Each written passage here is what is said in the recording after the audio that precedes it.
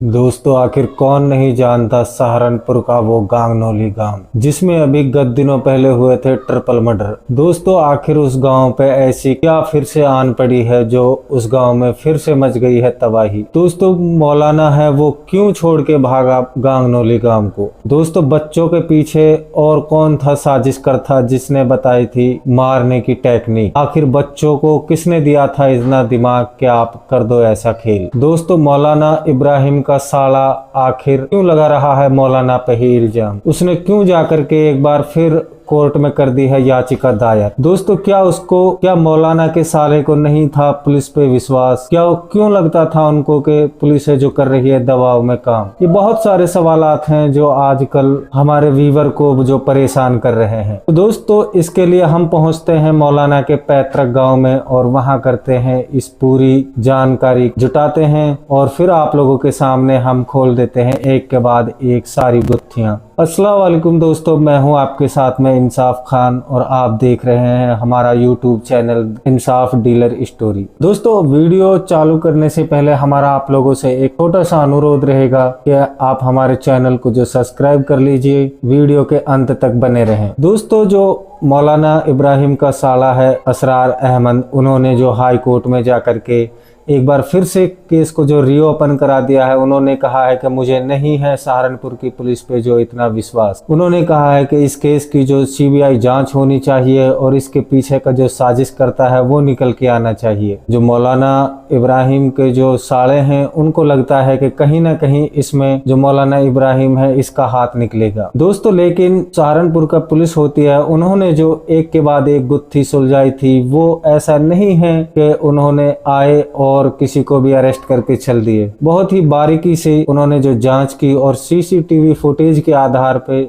जो इसमें अरेस्टिंग हुई है। इसमें जो टोटल गिरफ्तारियां हैं अभी तक वो 6 से 7 लोगों की जो इसमें गिरफ्तारियां हो चुकी हैं और इसमें 29 लोगों के नामजद हैं। दोस्तों जो बाकी के 27 आदमी हैं जिनके खिलाफ जो FIR हुई है वो ना कि इस मर्डर में हुआ है बल्कि जो पुलिस है जो उस मामले की जांच कर रही थी तो उस टाइम पुलिस के ऊपर जो पथराव हुआ था और गाड़ियों के साथ में तोड़फोड़ की थी सरकारी कामों में बाधा डालने के लिए, जो इसमें बाकी के लोगों के खिलाफ है जो केस सबमिट हुआ था और उसमें से दोस्तों कुछ लोगों की जो जमानत है वो भी हो गई है और फिर भी जो मौलाना के साले हैं उनको विश्वास नहीं हो रहा है। आखिर जो मौलाना है उन्होंने क्यों छोड़ी थी मस्जिद। उन्होंने कहा था कि उनका जो परिवार है उसको जो मौत के घाट उतारा था निर्मम तरीके से। तो मौलाना कहता है कि मुझे भी कहीं ना कहीं अब ये डर सता रहा है कि मुझे भी कुछ इस तरह की जो बदबूएं आ रही हैं कि कहीं ना कहीं मेरा भी कोई साथ में कोई ऐसा काम ना हो जाए कि जिससे जो परिवार पे और भी ज्यादा दुखों का पहाड़ टूट जाए। उन्होंने कहा कि मैं अपने पैतृक गांव में जाऊंगा तो अपने माता पिता भाइयों के साथ में रहूंगा तो शायद इस हादसे को भूलने की जो कोशिश करूंगा, लेकिन ये हादसा है जो भूलने वाला नहीं है। इसने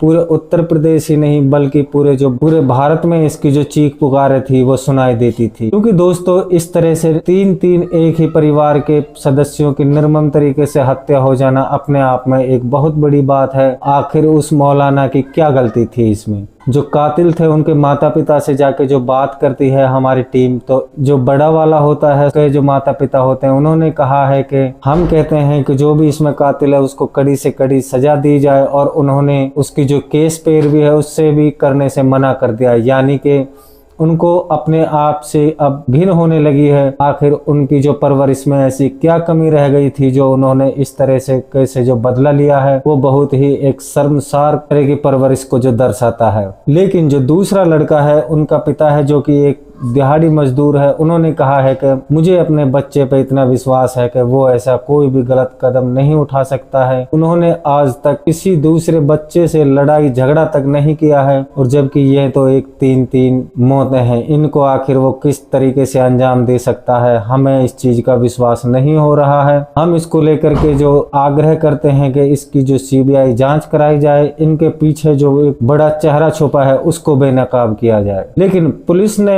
इसमें जो बेनकाबी है उसमें जो सीसीटीवी कैमरे लगे हुए थे मस्जिद में, उसी के आधार पे इस केस को जो कुछ ही टाइम में कोई गुत्थी थी वो ट्रिपल मर्डर की वो सुलझा दी है। अगर बाय द वे मस्जिद में कैमरा ना होते तो आखिर पूरे गांव में जो भूचाल आ जाता और न जाने कितने निर्दोष लोग हैं जो इसमें सजा काट रहे होते। और मौलाना है, मौलाना भी हमें लगता है कि शायद अब सलाखों के पीछे होता। दोस्तों जो मौलाना इब्राहिम है उसके साले का जो आरोप है कि उन्होंने कहा है कि ये एक सोची समझी साजिश है और उसी साजिश के तहत उसकी बहन और 2 भांजियों का जो इसमें खून हुआ है। लेकिन दोस्तों उसके साले को भी शर्म आनी चाहिए, जो इस तरह का जो आरोप है बगैर सोचे समझे जो उन्होंने लगा दिया है उसकी भी हम कड़े शब्दों में निंदा करते हैं। पुलिस है, पुलिस ने एक बहुत ही प्रशंसक कार्य किया है जो इस गुत्थी को इतनी जल्द सुलझा दिया और मुलजिमों को सलाखों के पीछे भेज दिया है। दोस्तों अब हमारा सरकार से एक अनुरोध और रहेगा इस चैनल के माध्यम से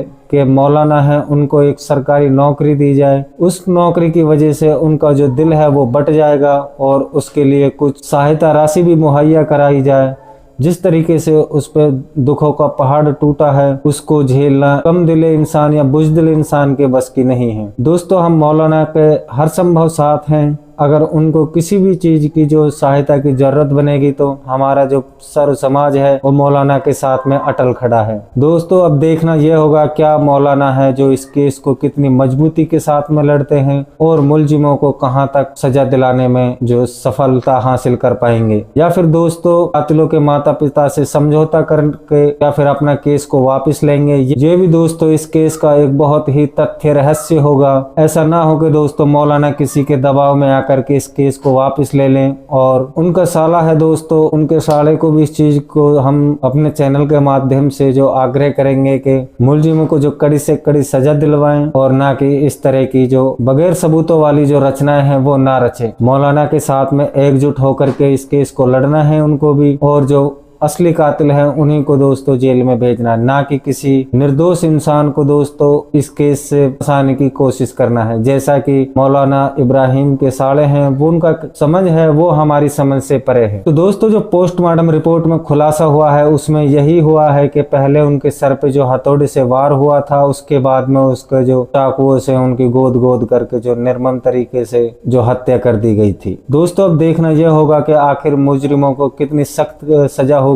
तो इसके लिए आप हमारी आगे की अपडेट जानने के लिए हमारे चैनल को दोस्तों सब्सक्राइब कर लेना है और आपकी क्या राय है एक बार कमेंट करके जरूर बताना है।